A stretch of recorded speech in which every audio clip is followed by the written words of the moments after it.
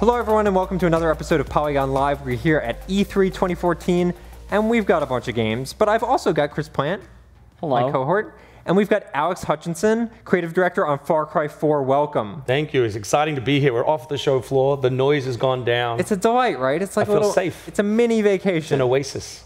for the honking car alarms. Well, it's a classy part of town, as we discussed. It is. It is. Obviously, a lot of talk about Far Cry 4. I wanted to sort of just jump right into the gameplay of it, or the B-roll we have here, and just sort of bask in the glow of what is the name of this? The God rays of the location of the world. Location. It's Kyrat. Kyrat. I remember how it was spelled, but I forgot the pronunciation. And that's pretty nice. You got a giant mountain right there. Yeah. So, I mean, all the Far Cry games are sort of these exaggerations of real places. There are mountains that big. There are mountains that tall. I don't know, technically, I would have to get the measuring tape. Sure. But the idea that, it's a bit of Nepal, a bit of the Himalayas, a bit of Kathmandu in here, so we're grabbing all that in terms of flora and fauna and sort of environment. And you've got some prayer flags here. Yeah, well, it's interesting because it's fun. Even though it's a shooter, it's one of those rare shooters that's not gray and not brown. Sure. And not, hardcore military. So we really want to give you that sort of holiday exotic feel, as well as obviously the good explosions as well. Sure. That is my dream holiday. We're seeing, what is this? Is this like a dynamic moment that's happening here with the... No, so this sort of stuff is always a big debate, but like obviously this being the stage demo that we did, sure, is a little bit more controlled than usual, but all the events that you can see, whether it's here, like an eagle grabbing a goat in front of these, are all things that happen in the open world. Yeah. But for the purposes of this demo, we've arranged them cunningly. Of course. In sequence, so you get to see them all. Of course. So only occasionally will there be an unlucky goat. The goats are luckier than that goat. 100% of the time, that goat eats it. Yeah. Bummer. So I don't see a lot of water in this game. Obviously, the immediate comparison is going to be Far Cry 3, which is warm and beach and what is it? America's Gone Wild. Yeah. American. I don't think that's the name of it. But is there going to be water settings here too, or is it all up in the mountains? No, it's definitely down into the valleys as well. Like obviously, you're picking again for your first showing. You want people to see the most different location. But whereas Far Cry 3 was really sort of those beautiful ocean vistas and sand and a tropical feeling, we went more for mountainous and rugged. So we have new tools here like the grapple. But you will go down into the valleys, down into forests, and we have a lot more what we call biomes this time. So you'll see more variety. You'll see different environments, more so than in Far Cry 3. We're seeing a lot of like navigation stuff here. Obviously, when you have mountains, you have to get around them. We saw the grappling hook. How versatile is that? Like, is it only usable in certain spots, or? It's interesting. So we toyed with it. The very first version was usable everywhere for any reason, and then we realized, no, it was better to sort of control it a little bit. Okay. So it is only grapple points, but they are liberally sprinkled around the environment. But the cool thing is that you can, you have sticks and sort of the triggers to go up and down. So you can swing left, swing right. You can do a bit of a Tarzan. You can chain them together. So there's a lot of freedom in the actual use of the mechanic. And the kick. Wait for the kick. Yes. My favorite. Boom. Eat fiery death. Terrific. Yeah, I like, this seems to be like a heavily kitted out crossbow. Yeah, the autocross, like there's a bunch of new weapons in there for the Germans in the audience, and some of them are stealth weapons, like the crossbow there, which is pretty good. You saw another one, machine pistol, which is new. I think later we show the grenade launcher and all that sort of stuff. So there's a bunch of new weapons in there. And a tuk-tuk. Tuk-tuk, yes, like vehicles, animals, weapons, do what you want, sort of systemic fun is the goal. So we wanted vehicles that weren't just military, transports or, trucks with 50 cals. The tuk-tuk is my favorite. But there's no way that's packing an engine that could get up this mountain. Well, for the purposes of fiction, that's the, for the E3 demo. Yeah, it's up there. It's a dream tuk-tuk. Tell me more about exaggerated reality. That's what we like. So you don't say. You can get a tuk-tuk anywhere you want. Amen. Prove me wrong. Oh my. Okay, so we've got some collapsing there. Oh, God. This is one of my favorites. So it's not as clear as we would have liked in the, see the convoy destroyed up there. Yeah. It's not as clear as we would have liked in the demo, but the convoys are systemic elements, so the world is littered with this sort of stuff. So they'll just be driving around? Yeah, they're doing laps. Okay. You can grab them and return them back to a friendly outpost or a fortress that you've liberated, or you can destroy them. So we just like the idea that you sort of accidentally complete an objective by being forced off the road and nailing it. But yeah, there's lots of new good systemic elements in there. You were saying you could drive it back, so you essentially are encouraged to like carefully like if you want to, teeter off like the edge of a cliff and make it back and get home. Exactly. That's awesome. And the rewards are obviously are leaning towards keeping the object. We saw some, it looked like locals. Are there more locals in this game than there were in the last one? Because like mostly it was like military resistance. Yeah, it's tough, I think, in open world games, obviously, because the enemies are the gameplay. So you tend to lean pretty heavily in terms of that sort of stuff. But I really wanted more of the feeling of a real environment. So you see people going about their business much more in this game. Well, we've got picture in picture in picture right now. Yeah, it's gone. We've gone next gen. The future is here. Yeah, next gen on current gen. How's that? But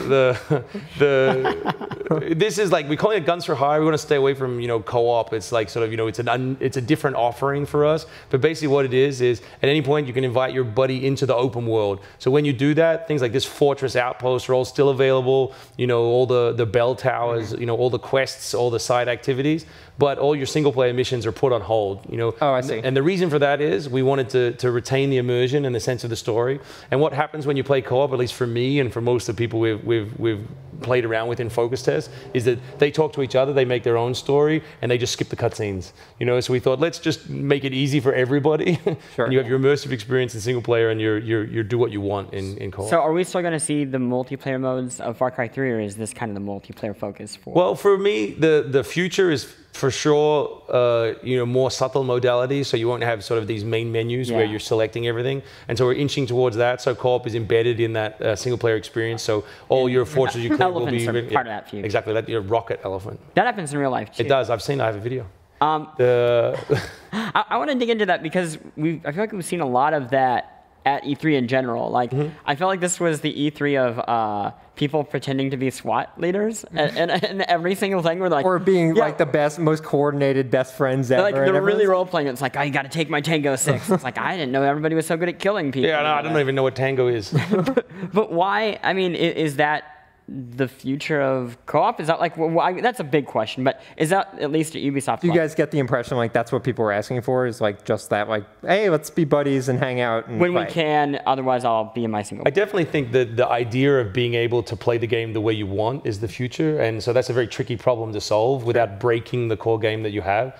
So our goal is really to let you jump in with your best friend and play the way you feel like playing at that time. And all our game is so systemic. You have the tools that you want, and you can attack 360 degrees around the outpost. So it's really, we saw that as being squared when you bring another player in there. Like we get a lot of gameplay for free, telling your own story, that sort of stuff. But our tone is very different. So you probably saw Rainbow already. There's very much military, tactical, hardcore. You get killed, you're out. Ours is much more forgiving. You just saw an elephant charge through a vehicle. Sure. Yeah. You know what I mean? So like ours was more the fantasy that, you could be riding on an elephant while your buddy's in a helicopter, or you could be clinging to the side of that helicopter, or both of you on elephants, or both of you sniping or shotgun. So much more open and fun and relaxed and forgiving than those games. So I think the idea of other people in your game is sort of here to stay. Hopefully people figure out ways to also preserve that single player experience within that. But how you do it and why you do it, I think is going to be very different. Is it a relief not to have to find a way to add deathmatch to a game just because it has guns in it? It is. Funny you should ask, because our next announcement, we definitely have a more traditional multiplayer offering as well that we'll be talking about later on. But I do agree with you that the future is, yes, we should, as much as possible, have custom modes that are embedded in that experience. And as I said, lack of modality. And sometimes it doesn't fit. You know what I mean? Sometimes why are we spending that extra money for features that people aren't really going to engage with? Sure.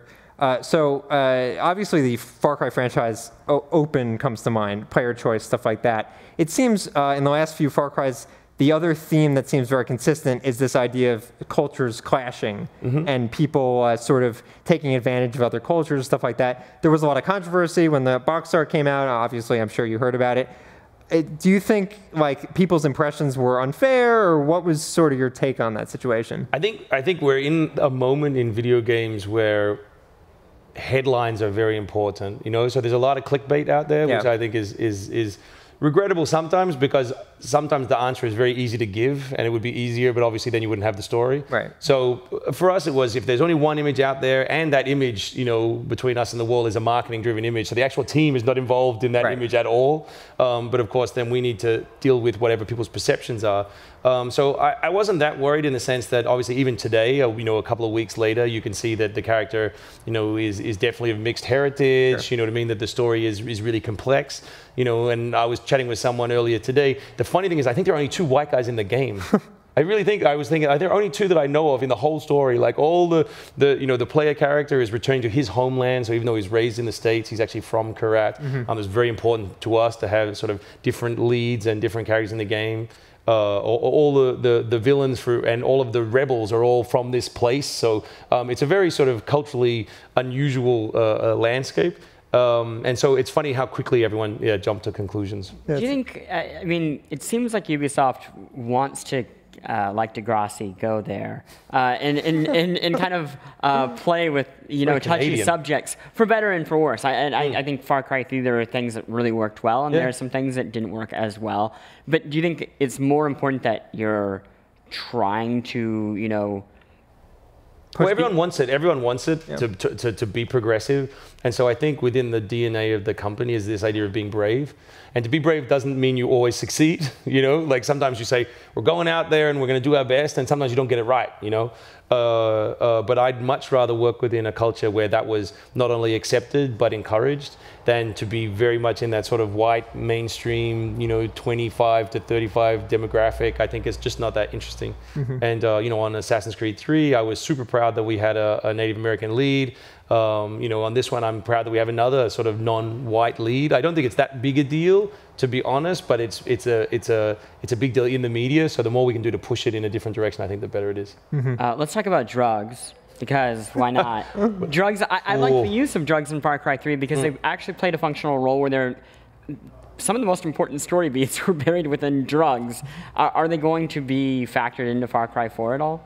So what we liked about that was the idea that the sort of trippier moments, the sort of extreme moments, really take you even further out of that gray-brown military universe that a lot of shooters are in. So it felt fresh for us and something that we could lean into. So we've got a whole subsection of the game that unfortunately is under wraps at the moment.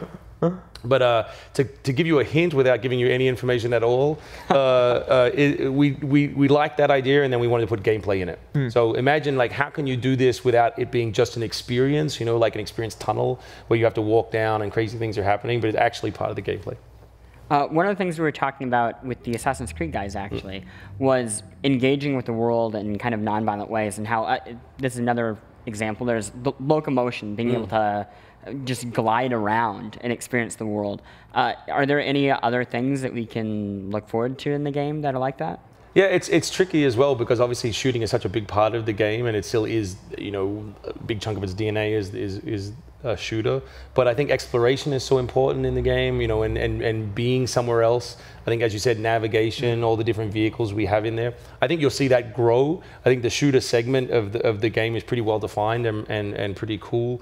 But there's not much left to mine there, you know, like you'll add new weapons and refine it, but all the new stuff's in the other space. So yeah, I think as we go forward, you said before, it's a more of an exotic narrative, the idea of sort of being on a holiday that goes horribly wrong. All those areas are rich with possibility, and the shooting area, even though it's not going anywhere, especially in a game like Far Cry, I think it's going to shrink as a percentage of the whole. Has the there was a lot of like character building and stuff like that in Far Cry 3. Literally gameplay, character building, like skill points, stuff like that. Has that system changed at all? Has the currency system changed at all? So yeah, it's coming back. You know, we thought it was very successful, the idea of having some control over how your character evolves. It's different in the sense of how it's executed and what the skills are and all that sort of stuff. And you know, it's the karate rupee now instead of just fewer dollars. But at its core, it still is that system of, like, you know, what's your play style, how do you want to lean into it, and how do you want to finish the game. Interesting. And in terms of just like, obviously we saw this very ridiculous elephant crashing into, and we saw the goat being very realistic. do you like animals still playing a very, very big part in this game? That's the impression that I'm getting from this demo. Or is this like, are these extreme examples? Well, they're definitely extreme, but I think it's cool. You know, whenever you finish a game and you look at it and you say, what did people like? What was successful? The areas that you're diving into that aren't in other games are always more fun. Yeah. You know, again, to go back to the shooting question, another reason why I think you'll go further away from shooting is because that's a big shared pool. It's very hard to differentiate yourself. But animals, for instance, in Far Cry are unique and really well executed. So that sort of hunting experience is well done. So we've got a whole bunch of new animals, and Pat Mette, our game director, was very keen on weaponizing animals. So the idea that you could ride an elephant as a a machine of destruction. Is he the one deciding how many health points the elephant gets? The bullet sponge? It's a tricky question. That I mean, we get that feedback a lot. It's like, realistically, if I shot this animal in the forehead, it would be dead. If it charged an exploding and your game would be over, and you would have been dead 7 hours ago. So there's this very delicate balance between realism and believability. So yeah, we're goofing with the numbers, but we definitely want each animal to be either a unique challenge. Sure. You know, if it's prey, how can you get in a good spot to pick it off, and it shouldn't be too easy. You know, and if it's a predator, why is it threatening, and how does it attack you? So yeah, we want to make sure that you have to think about each animal differently, and that means they take a little bit more shrapnel than your average beast. But it's a tricky balance. Can I just look into the eye of an elephant and maybe get a new inventory slot rather than having to skin it alive? Like I just want to like hug an elephant. It, yeah. Like we spent, I spent a long time at Maxis, and yeah, we did a lot of hugging mechanics. Sure. A lot of like the nice side of things. It's very tricky in a game like Far Cry because often you get also into a situation where people choose the path of least resistance. So I think this is probably an example where people would choose to invest the extra effort because it's playing the game the way you want, and it fits more with who you want to be as a person. So we need to get into it. So we don't have it in there at the moment, unfortunately. But yes, it's something that's come up a lot on the team. And I think again, in terms of new spaces to explore as we move forward, for sure. I know as an Australian, I want to do I want to. Like a Crocodile Dundee moment and have it go down.